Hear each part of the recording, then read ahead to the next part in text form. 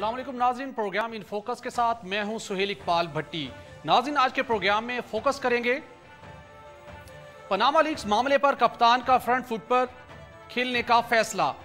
7 अप्रैल को होने वाले कौमी असम्बली के इजलास में खुद मामला असम्बली के फ्लोर पर उठाएंगे, जबकि तहरीक इंसाफ के पार्लिमानी कमेटी भी तहरीक इल्तवाज जमा करवाएगी। शाह महमूद कुरैशी का ऐलान। दूसरी जानिब ट्रांसपेरेंसी इंटरनेशनल ने चीफ जस्टिस ऑफ पाकिस्तान को पनामा लीक्स के मामले पर आज खुद नोटिस लेने के लिए खत लिख दिया। पाकिस्तान क्रिकेट बोर्ड ने wicket keeper batsman Sarfaraz Ahmed को T20 टीम का कप्तान मुकर्रर कर दिया। मेरे क्रिकेट कैरियर का बड़ा दिन है। यूनुस खान और मिसबाहुल हक से कप्तानी के बहुत से गुर सीखे। कप्तान बनने के बाद सरफराज का बयान। नए कोच और चीफ सिलेक्टर की तलाश भी जारी। क्या ये तब्दीलियां शिकस्तों के बोझ तले दबी टीम को जीत की राह पर गामजन कर पाएंगी? नाज़रीन, पनामा लीक्स के बाद सियासत के ऐवानों में हलचल जारी है और हुकूमत पर तहकीकात के लिए अपोजिशन जमातों की जानिब से दबाव में मुसलसल इजाफा हो रहा है। वज़ीर-ए-आज़म नवाज शरीफ पनामा लीक्स के बाद पैदा होने वाली सूरत हाल पर ना सिर्फ अपने करीबी रुफका बल्कि कानूनी मुशीरों से भी मुसलसल मुशावरत कर रहे हैं।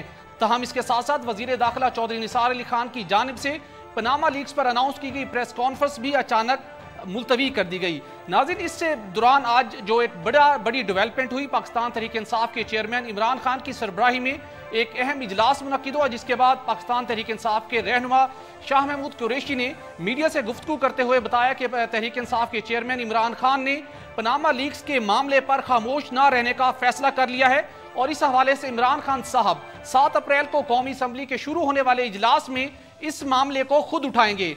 इसके साथ साथ ये भी उनका कहना था कि भारत में पनामा लीक्स के मामले पर अगर 2 रुकनी ट्रिब्यूनल बन सकता है तो पाकिस्तान में क्यों नहीं।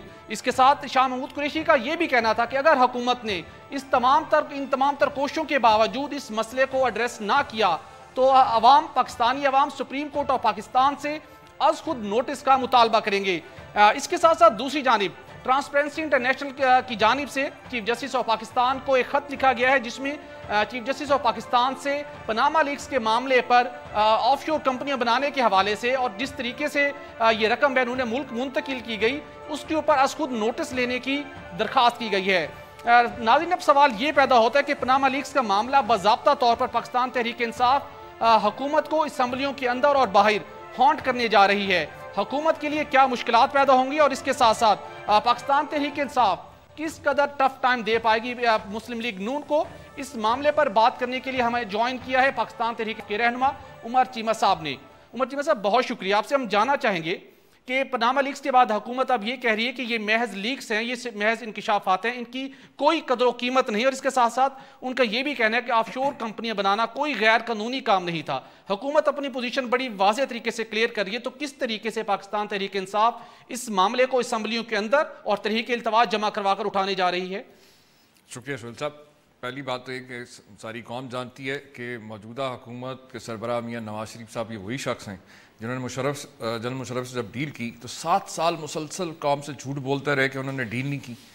अब जिस तरह आपने खुद कहा कि पनामा लीक्स के हवाले से तहरीक इंसाफ की क़यादत ने फैसला किया है कि हमें इसको पार्लियामेंट के फ्लोर पे भी और पार्लियामेंट से बाहर भी इसके ऊपर खामोश नहीं रहेंगे किसी तौर पे भी, क्योंकि आप जानते हैं तहरीक इंसाफ बल्कि ख़ास तौर पर वो पहली जमात है जो पिछले 20 साल से मुसलसल जो है इन लोगों हुक्मरानों की खास तौर पर चोरी करप्शन जो है, जो लूट मार का पैसा अपने असासे जायदादें अकाउंट सबको जो यहाँ से लूट मार करके जो बाहर इन्होंने असासे इकट्ठे किए हैं उसके हवाले से बार बार हमने इसके ऊपर करते रहे। और ये जो पनामा लीक्स आई हैं इन्होंने तो एक तरह से हमारे मौक़िफ़ की तायीद की है। अब एक तरफ तो बिल्कुल अगर हम ये डिमांड करते हैं कि जनाब वज़ीर-ए-आज़म को तो अखलाकी तौर पर ज़रूरत का मुज़ाहरा करते हुए इस्तीफ़ा देना चाहिए, लेकिन तहरीक इंसाफ ने डिमांड की कि एक इन्वेस्टिगेशन की जाए। आपके सामने जिस तरह अभी आपने खुद जिक्र किया कि हमारे हमसाया मुल्क हिंदुस्तान के अंदर और उन्होंने टाइम बार किया, उन्होंने 24 अप्रैल तक कहा कि उसकी रिपोर्ट पेश करें। इसी तरह दीगर कई ममालिक हैं वहाँ पे इन्वेस्टिगेशन आज खुद स्टार्ट कर दी गई है। गुजारिश ये कि जब अगर तो कहते हैं हाथ कंगन को आरसी के अगर आपके में चोर नहीं, आपने चोरी नहीं की तो एक इंडिपेंडेंट जो है इंक्वायरी होनी चाहिए इस किस्म की, और ये इंटरनेशनल लेवल के ऊपर ये चीज़ आपके सामने। और हम बार बार ये चीज़ कहते रहे कि देखें, एक तरफ वो इमरान खान साहब जैसी क़यादत है जिसने अपने तमाम अपनी कमाई, अपने असासे इस मुल्क में वापस लेके आए। राइट। उनका जीना मरना इस कौम के साथ है। और एक तरफ ये हुक्मरान है जो पिछले 30-40 साल से इस मुल्क की जड़ों को खोखला कर दिया। इन्होंने लूट लूट के यहाँ से पैसा जिस तरह बाहर लेके गए। आपको याद है, देखिए ये कह देना हुकूमत की जानिब से, ये कहना कि जनाब ये हमारे पैसे हैं, जायज़ पैसे हैं, पैसा होना कोई बुरी बात नहीं, लेकिन उसके जराए क्या है, किस उसका मनी ट्रेल क्या है, वो किस तरीके से किन जराए से पैसा बाहर गया। सिर्फ ये कह देना कि जी हमने अपने बिजनेस में कमाया, तो ये तो शिकार है जब कंपनियों को ऑन किया जा रहा है और कह रहे हैं इंटरनेशनल लॉज के मुताबिक ऑफशोर कंपनी एस्टेब्लिश की गई हैं, तो फिर सोर्स ऑफ इनकम और सोर्स ऑफ मनी ट्रांसफरिंग वो शो करने में हुकूमत को क्यों परेशानी का सामना है? देखें, जिस आपने कहा, खुद आपने कहा कि बिल्कुल हुकूमत को इसमें कोई अमर मान्य नहीं होना चाहिए कि अगर उन्होंने जायज़ तरीके से पैसा बनाया है, उन्होंने जायज़ तरीके से पैसा ट्रांसफ़र किया है। क्योंकि ख़ास तौर पे आपके सामने आपको याद है कि इसहाक डार जो इसमें वज़ीर ख़जाना भी हैं, उनका खुद का स्टेटमेंट मौजूद है, उनका अपना एफिडेविट मौजूद है कि वो मनी लॉन्ड्रिंग के अंदर नवाज शरीफ के जो है आलाकार रहे, उसके अंदर उसमें तो उनका वो मददगार हल्फी आज इन दिनों के हालात में दोबारा हुकूमत के लिए किसी मुश्किलात का बायस बन सकता है? नहीं, मुश्किलात का बायस का जी आपके सामने इस मुल्क को 68 साल के अंदर जिन लोगों ने लूट मार की है, करप्शन का बाजार गर्म किया, बल्कि अब तो ये लग रहा है कि यही लोग हैं, ये सिर्फ खुद ही लूट मार नहीं कर रहे बल्कि करप्ट माफिया जो है उसकी सरपरस्ती भी कर रहे हैं। और आज जब पूरी दुनिया के, सिर्फ पाकिस्तान का इशू पूरी दुनिया के अंदर हो रहा है, आपके जैसा मैंने आपसे कहा कि हिंदुस्तान के अंदर उन्होंने, हालांकि मोदी का उसमें नाम नहीं है, लेकिन उन्होंने इन्वेस्टिगेशन स्टार्ट कर दी। यहाँ पे भी यही होना चाहिए था। और ये सिर्फ खाली प्राइम मिनिस्टर नवाज शरीफ के हवाले से नहीं है, इसी तरीके से आसिफ जरदारी हैं, दूसरे जो लोग हैं, दूसरे कई इसमें अनासर इसमें शामिल हैं। तो ये कौम का लूटा हुआ पैसा है। ये वो लोग हैं जो इलेक्शन के अंदर दावे करते थे कि हम लोगों का पेट फाड़ के जो है वो लूटा हुआ पैसा ले आएंगे, आज ये इंक्वायरी करने से भाग रहे हैं। क्वेश्चन ये है कि इमरान खान साहब काफी अरसे से कौमी असम्बली के इजलास में उन्होंने शिरकत नहीं की। अब इस मामले के ऊपर 7 अप्रैल को वो खुद ये मामला असम्बली के फ्लोर पे उठाने के लिए जा रहे हैं। तो क्या आप समझते हैं कि सिर्फ असम्बली के फ्लोर के ऊपर जब इमरान खान साहब इस मामले को उठाएंगे, जितने भी पुरजोर तरीके से उठाएंगे, क्या वो हुकूमत को बैक फुट पर धकेलने में कामयाब हो पाएंगे? देखिए, हमारा मकसद तो ये है कि पाकिस्तान तहरीक इंसाफ एक ज़िम्मेदार और एक मौसर अपोजिशन का किरदार अदा करे। और करप्शन का ख़ास तौर पे ये वो इशू है जो एक मेजर इशू है, जो पाकिस्तान की तरक्की में, पाकिस्तान के लोगों की खुशहाली की राह में सबसे बड़ी रुकावट है। तो ये जो करप्ट माफिया है, इसके खिलाफ तो हम मुसलसल 20 साल से जहाद कर रहे हैं। और हमने बार बार, आपको याद है, बिला इम्तियाज एहतसाब की बात हम इसीलिए करते थे कि आप छोटे पटवारियों को और छोटे छोटे जो है सरकारी अफसरान को और छोटे छोटे आम आदमी को पकड़ के तो जेल में डाल देते हैं, और ये बड़े बड़े जो मगरमच्छ बैठेंगे ऐवानों के अंदर बैठे, इनको बिल्कुल वो एक एमनेस्टी मिली है। बल्कि इन्होंने तो आपस में, आपको याद है 2007 में ये 2 बड़ी जमातों ने जिन्होंने लूट मार कर रहे थे पिछले 30 साल से, उन्होंने एक चार्टर ऑफ डिकॉइटी साइन किया। और पिछले 2008 से लेकर अभी तक आप देख लें कि पिछले 60-62 साल का जो कर्जा है मुल्क के ऊपर, वो एक तरफ और ये डबल हो चुका है, महंगाई कई गुना बढ़ चुकी है। और एक तरफ दावे तो ये करते हैं कि ये अवाम का बड़ा दुख, और दूसरी तरफ जो अवाम के मसाइल में इजाफा कर रहे हैं, लूट मार करके करप्शन का पैसा बाहर लेके जा रहे हैं। यहाँ पर एक ब्रेक लेंगे, ब्रेक के बाद अपनी गुफ्तगू का सिलसिला यहीं से दोबारा शुरू करेंगे। नाज़रीन, हमारे साथ रहिएगा।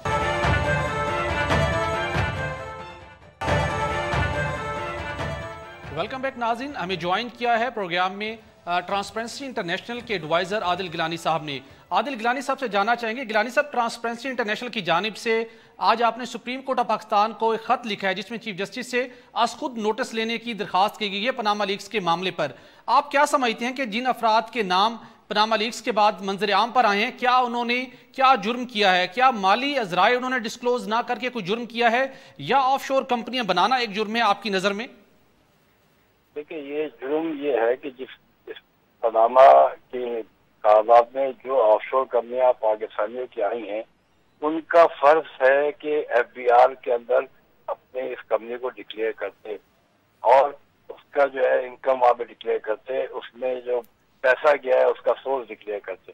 अगर उन्होंने डिक्लेयर नहीं किया है एफबीआर में और सोर्स ऑफ फंड जो भेजा है वो बैंक के थ्रू नहीं भेजा है, तो ये करप्शन है, मनी लॉन्ड्रिंग है। तो इसीलिए हमने लिखा सुप्रीम कोर्ट के चीफ जस्टिस को कि हमारे पाकिस्तान के अदारे जो है वो फेल हो गए हैं। ये एफबीआर जो है इसका काम था, वो जो है बिका हुआ है, उसके अंदर कुछ भी नहीं हो रहा। एफआईए नैब के अंदर सारे रहमान मलिक और उनके पिछले जो लोग हैं उनके लगाए हुए हैं। नए चेयरमैन खुद कहते हैं कि हम काम नहीं कर सकते। तो सिर्फ और सिर्फ ये सुप्रीम कोर्ट का काम है जो इस चीज को उठा के और चेक करके उसका एहतसाब करें हर एक का। अगर जिसका पैसा, आप अभी जाए गूगल पे और आप 15.5 पाउंड में कंपनी ऑफशोर की रजिस्टर कर सकते हैं, वो लीगल है। अगर पैसा लीगल गया कि नहीं गया, और इसीलिए ट्रांसपेरेंसी इंटरनेशनल वर्ल्ड ने भी आपके एक अपील की है कि जितने भी लीडरान है दुनिया भर के अपनी ऑफशोर कंपनियों को वो डिक्लेयर करें कि उनका पैसा कहाँ से गया है, कौन सी कंपनी है। और ये चीज जो है बहुत जरूरी है, क्योंकि पब्लिक के नुमाइंदे जो है, पब्लिक को हर चीज उनकी पता होनी चाहिए। गिलानी साहब, ये भी जानना चाहेंगे कि जो ऑफशोर कंपनियां हैं, इनके तरीकेकार के ऊपर भी कोई एतराज है कि क्या काम करती थी, किस तरीके से ये काम करती थी? और उसके साथ साथ ट्रांसपेरेंसी इंटरनेशनल हमने देखने में है कि अक्सर बेशतर खत तो लिखती है सुप्रीम कोर्ट को और बाकी इदारों को भी, लेकिन ट्रांसपेरेंसी इंटरनेशनल खुद इस मामले में आगे क्यों नहीं बढ़ती? क्यों अपना उनका कोई रिसर्च पेपर होना चाहिए, कोई व्हाइट पेपर जारी करें जिसमें चीजों के ऐसे मामलों को डिस्क्लोज किया जा सके। हमने ट्रांसपेरेंसी इंटरनेशनल ने इसको बड़ा सीरियसली टेकअप किया है कि दुनिया की वो ममालिक, अगर ममालिक कौन से जहाँ पर ये ऑफशोर कंपनियां बनती हैं, ये ममालिक के हैं, ये इंग्लैंड के हैं, ये बरतानिया के हैं, ये अमेरिका के हैं, यानी डेलावेयर स्टेट के अंदर ऑफशोर कंपनी बनती है। और हमारे दुबई में ऑफशोर कंपनी बनती है, हमारे सिंगापुर में ऑफशोर कंपनी बनती है। ये सारी चीजें जो है कि ये कंट्री, स्विट्जरलैंड से ही दुनिया का सबसे बड़ा करप्ट ऑफशोर कंपनी का अकाउंट कर, तो ट्रांसपेरेंसी इंटरनेशनल को टेकअप किया हुआ है। मगर उसका ट्रांसपेरेंसी इंटरनेशनल एक एनजीओ है, उसका काम है कि एक्सपोज करे, एक विसल ब्लोअर है। ये काम हुकूमतों का है, हुकूमतें नहीं करती, तो ये काम पार्लियामेंट का है, पार्लियामेंट के सारे मेंबर हैं इसका इन्वॉल्व है। तो ये काम कोर्ट का है, सुप्रीम कोर्ट से हमें उम्मीद है कि हमारे जो चीफ जस्टिस है जमाली साहब, वो इस चीज को टेकअप करेंगे और इंशाल्लाह आप देखेंगे within no date he is going to take up this suo motu case. Right, Gilani sahab आपका बहुत शुक्रिया, आपने हमें टाइम दिया। ट्रांसपेरेंसी इंटर को भी पाकिस्तान तहरीक इंसाफ के साथ सुप्रीम कोर्ट से ही उम्मीद है कि वो इस मामले को टेकअप करे। उमर चीमा साहब, आपसे जानना चाहेंगे कि परवेज रशीद साहब ने इमरान खान साहब को खुलेआम ये चैलेंज किया है कि वो इस मामले को लंदन में जाकर इसके ऊपर कोई केस कर लें, तहकीकात करवाएं, और अगर वो कामयाबी हासिल कर लेते हैं और अपने उस मौक़िफ़ को साबित करने में कामयाब हो जाते हैं, तो ना सिर्फ एयरपोर्ट पर इमरान खान साहब को खुद रिसीव करेंगे, फूलों का हार पहनाएंगे, बल्कि जितना अखराजात बर्दाश्त करेंगे वो भी देंगे। तो क्या इमरान खान साहब इस चैलेंज को कबूल करने के लिए तैयार हैं? मसला ये है कि परवेज रशीद साहब को नौकरी ही ऐसी आए बाएँ शायद किस्म की बातें करने लगता है, मिली है। गुजारिश ये कि अभी जो बात हो रही है इस पनामा लीक्स के अंदर, दो बड़े अहम जो क्रिटिकल इशूज़ हैं। एक तो मनी लॉन्ड्रिंग के हवाले से कि कोई हर्ज नहीं है, आप हो सकता है आप जायज़ पैसों से भी किसी ने बना, लेकिन अगर आपने सोर्स डिक्लेयर किया है, आपने बताया कि आपने प्रॉपर लीगल चैनल से ये पैसा भेजा है, कैसे कमाया, और दूसरा ये कि आपने उसको डिक्लेयर किया है, कंसीलमेंट ऑफ एसेट्स आपके सामने। अभी बल्कि ये अभी कुछ ही दिन पहले हमारे वजीराबाद में जो हुआ, वहाँ पे इनके एमएनए थे पीएमएलएन के, वो दोबारा इलेक्शन री इलेक्शन इसी बेसिस पे हो, कंसीलमेंट ऑफ फैक्ट्स। तो इलेक्शन ये तो मुख्तलिफ इसके अंदर, एक तो टैक्स एवेजन है, कंसीलमेंट ऑफ फैक्ट्स है, दूसरा करप्शन का एक मेजर जो है मैसिव करप्शन का इसके ऊपर चार्जेस आते हैं कि आप इलीगल तरीके से पैसा बाहर भेज रहे हैं। और फिर आपके सामने अभी भी जो बात हो रही है कि जी वज़ीर आज़म साहब कुछ देर में खिताब करेंगे, आके कौम के सामने सफाइयाँ देने की बजाय आपके सामने जिन्होंने जिनके दिल में कोई चोर नहीं है, जिन्होंने चोरी नहीं की, उन्होंने वो तो इन्वेस्टिगेशन करा, इंडिपेंडेंट इन्वेस्टिगेशन करें, पता चले। लेकिन ये बात ये बात तो दुरुस्त है आपकी, आप पार्लियामेंट हाउस में आवाज उठाने को तैयार हैं, प्रेस कॉन्फ्रेंसेज इजलास कर रहे हैं, लेकिन आप कहते हैं कि अगर गवर्नमेंट ने कोई एक्शन ना लिया तो अवाम सुप्रीम कोर्ट ऑफ पाकिस्तान से आज खुद नोटिस लेने का मुतालबा करेगी। पाकिस्तान तहरीक इंसाफ, अगर लंदन आप नहीं जा सकते तो सुप्रीम कोर्ट ऑफ पाकिस्तान में पाकिस्तान तहरीक इंसाफ बरह रास्त कोई पिटीशन फाइल क्यों नहीं करती, ताकि इस मामले की कोई पेशरफ्त हो, मामला आगे बढ़े, सिर्फ प्रेस कॉन्फ्रेंस से तो बात नहीं चलेगी। देखिए, मैंने जैसे आपसे पहले अर्ज़ की, तहरीक इंसाफ एक ज़िम्मेदार और मुअस्सर ऑपोजिशन है। पिछले 2.5 साल के अंदर आपके सामने हम पार्लियामेंट के अंदर और पार्लियामेंट के बाहर दोनों जगहों के ऊपर जो है इस करप्शन के खिलाफ जहाद कर रहे हैं, और इसको जारी रखेंगे और इसको पाए तकमील तक पहुंचाएंगे। और ये जो सिर्फ दावे करते थे कि हम ये कौम का लूटा हुआ पैसा इनके पेटों से निकाल देंगे, अब अमली तौर पे दिखाएंगे। अगर ये प्रॉपर इंडिपेंडेंट इन्वेस्टिगेशन होती तो कौम के सामने हकायक आएंगे कि जो बात हम बार बार कहते रहे कि आप देखें एक कितनी एक डिटाई वाली बात है, जिस तरह का कल बयान परवेज रशीद साहब का आया। ये जो पनामा लीक्स है, ये 76 मुल्कों के जो है वो जो आपका कंसोर्शियम है इन्वेस्टिगेटिव जर्नलिस्ट का, उसके ये सारी फाइंडिंग्स हैं ये कोई पीटीआई का कोई अपना कोई सेल नहीं है जिसने ये रिलीज किया हो।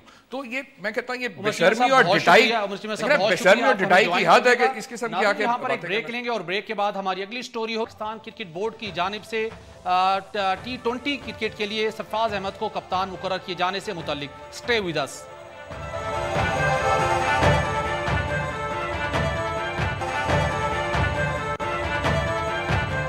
वेलकम बैक नाजरीन। आज की अहम खबर है पाकिस्तान क्रिकेट बोर्ड की जानिब से wicket keeper batsman Sarfaraz Ahmed को कप्तान मुकर्रर किए जाना और इसके साथ साथ पाकिस्तान क्रिकेट बोर्ड की जानिब से कोच के तकर्रुर के लिए इश्तिहार भी जारी कर दिया गया है।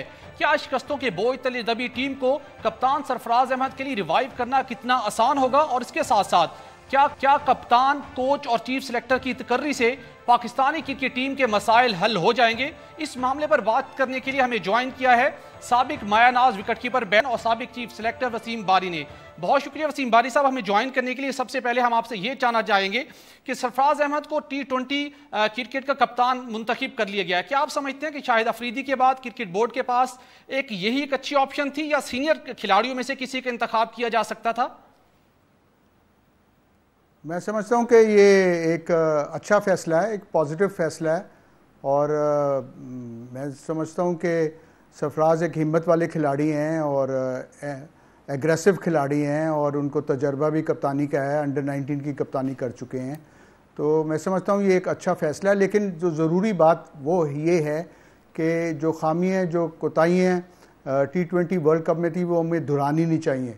पिलर्स ऑफ क्रिकेट जो कैप्टन हैं, कोच हैं और चीफ सिलेक्टर हैं, इनको यूनिसम में काम करना। अगर वो यूनिसम में काम नहीं करेंगे तो कोई टीम कामयाब नहीं हो सकती।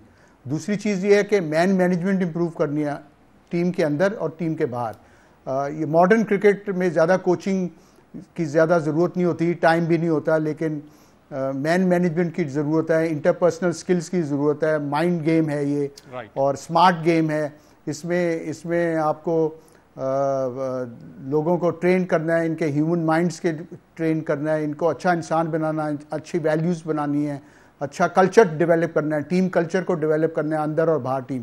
जब तक आप ये चीज़ें नहीं करेंगे, जब तक ये चीज़ें माइंडसेट और मैन मैनेजमेंट चेंज नहीं होगी तो आप कामयाबी नहीं हो सकती। आप देख लें कि यूनिटी कितनी कामयाबी देती है। वेस्ट इंडीज़ टीम के पास तो क्लोथ्स भी नहीं थे जब वो दुबई पहुँचे, लेकिन उनमें एक जज्बा था, एक हिम्मत थी। आपने देखा कि वो जज्बे के साथ खेले, हिम्मत के साथ खेले और उनको कामयाबी मिली। तो जज्बा और हिम्मत बहुत ज़रूरी चीज़ है at the international level, at the test level.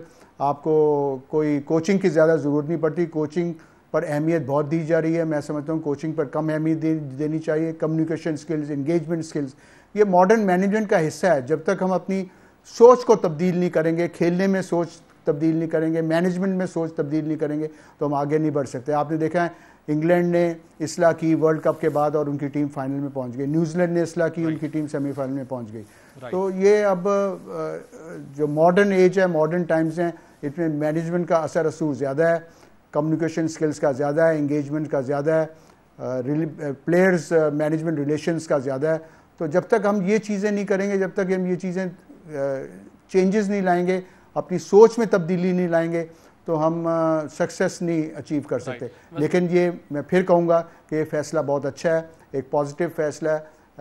Aggressive player हैं वो और क्रिकेट की भी, कैप्टन की भी उनको तजर्बा है। तो अगर वो तब्दीली ला सके और सबको सपोर्ट करना चाहिए, टोटल मैनेजमेंट को, टोटल पिलर्स ऑफ क्रिकेट को, सरफराज को सपोर्ट करना चाहिए। क्योंकि हमारी क्रिकेट जो है वो बहुत कमज़ोर हो चुकी है। आपने देखा कि हम बांग्लादेश में भी हार गए, T20 में भी हार गए, अच्छा परफॉर्मेंस नहीं कर सके।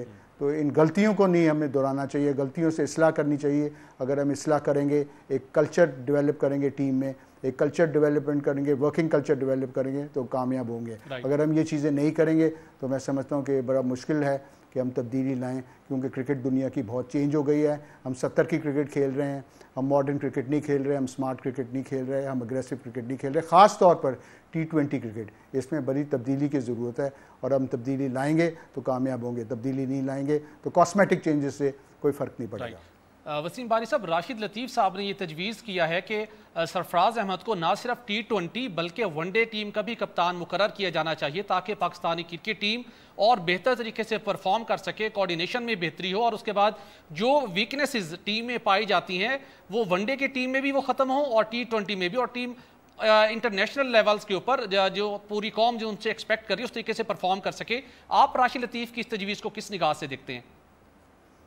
देखें, ये एक सोच है और मैं समझता हूँ कि हाल ही में अज़हर अली इतने कामयाब कप्तान नहीं रहे और वनडे क्रिकेट में और T20 क्रिकेट में captain has to lead from the front. तो अगर सरफराज को ODI का कप्तान भी बना दिया जाए तो उसमें कोई खामी नहीं होगी, क्योंकि वो एक अग्रेसिव प्लेयर हैं, उनकी एक प्लेस जो है टीम में वो मजबूत है। एक कप्तान की जगह मजबूत होनी चाहिए और अगर कप्तान फ्रंट से लीड नहीं करता तो कामयाब नहीं हो सकता। उसको अपने प्लेयर्स में कॉन्फिडेंस देना चाहिए।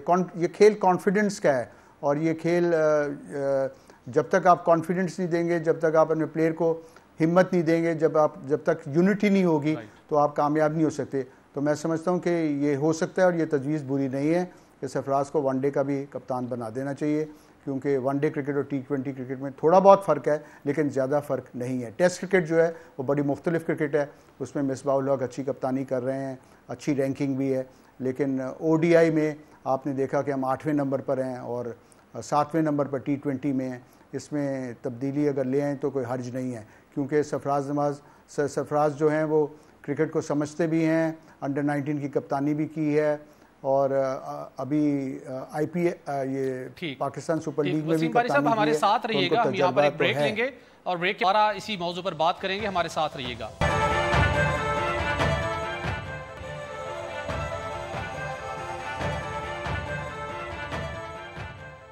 वेलकम बैक नाज़रीन, हम बात कर रहे हैं पाकिस्तान क्रिकेट बोर्ड की जानिब से सरफराज अहमद को T20 क्रिकेट का कप्तान मुकर्रर किए जाने के हवाले से।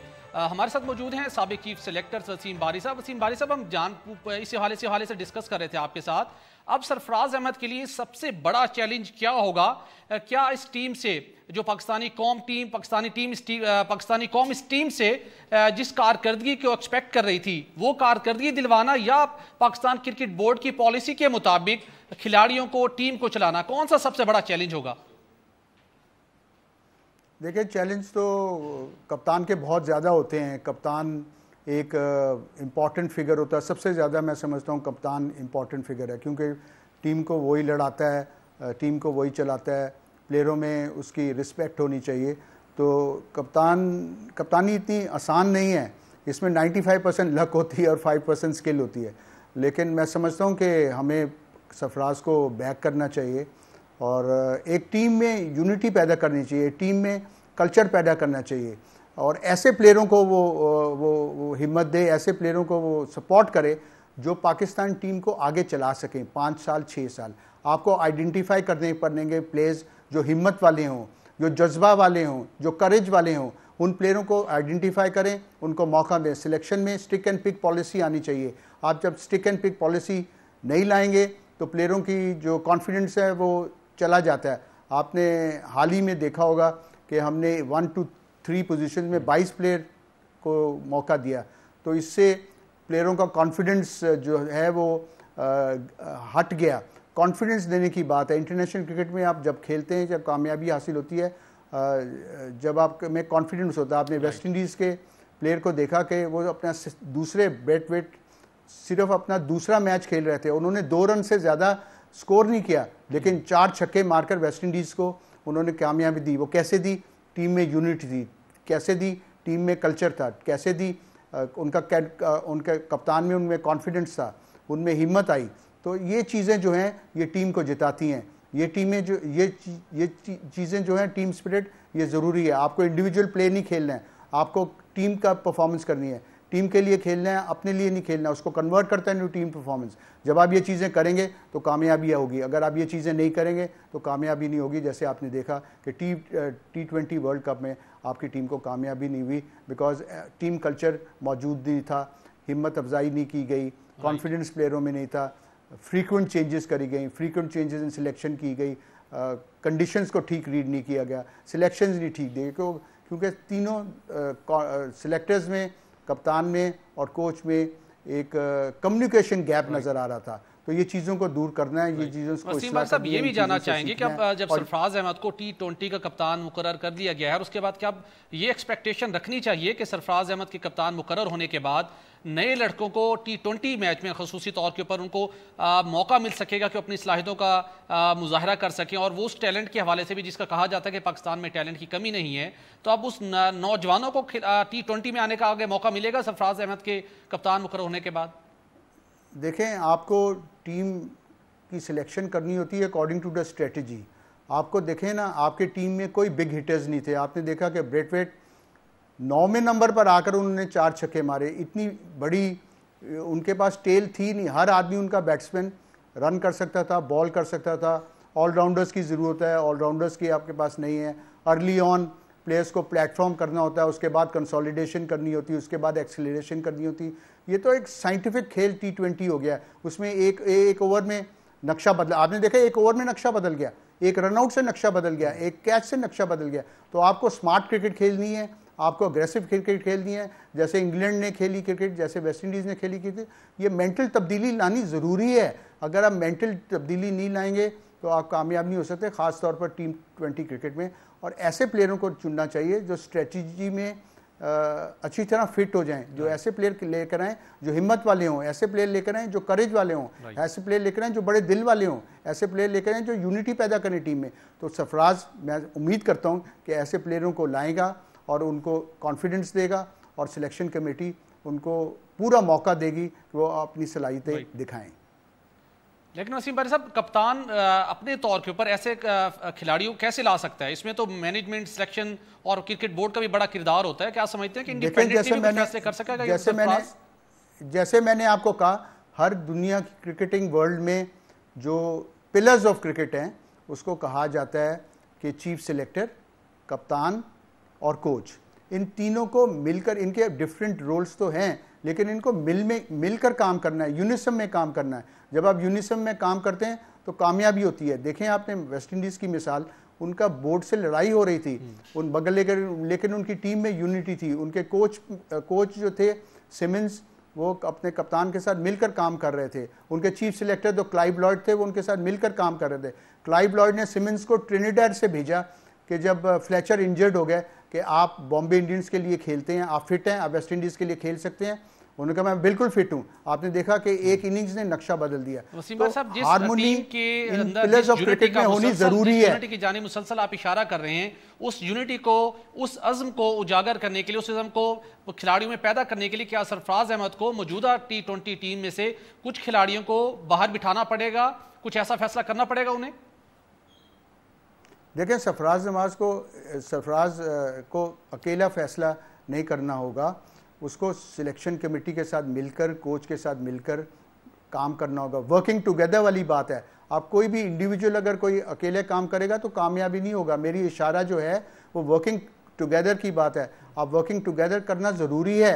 ये पिलर्स ऑफ क्रिकेट को अब ऐसे लोग लाएं जो कोच और कैप्टन और चीफ सिलेक्टर मिलकर काम करें। अगर आप मिलकर काम नहीं करेंगे, अगर आप मैकलम ने और हैंसन ने और ब्रूस एडगर ने मिलकर काम किया, मिसाल कामयाबी की मिलकर काम करने में ही है। अगर आप मिलकर काम नहीं करेंगे तो आप कामयाबी नहीं होंगे। जितने मर्जी आदमियों को हटा दें, जितने मर्जी कोचेस ले आएँ, जितने मर्जी चीफ सिलेक्टर ले आएँ, कोई कामयाबी नहीं होगी।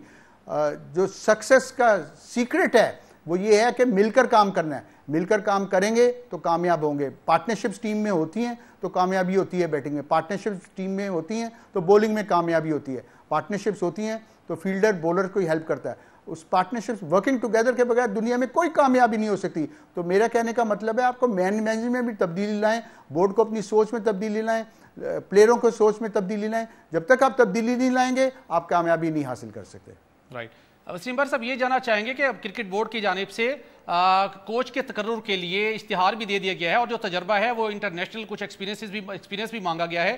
क्या समझते हैं कि पाकिस्तान की जिस तरह जो क्रिकेट जिस मसाइल से दो चार है उसके लिए कोई गैर मुल्की कोच ज़्यादा मौजू है या मुल्की किसी क्रिकेटर की ही खिदमत हासिल करनी चाहिए?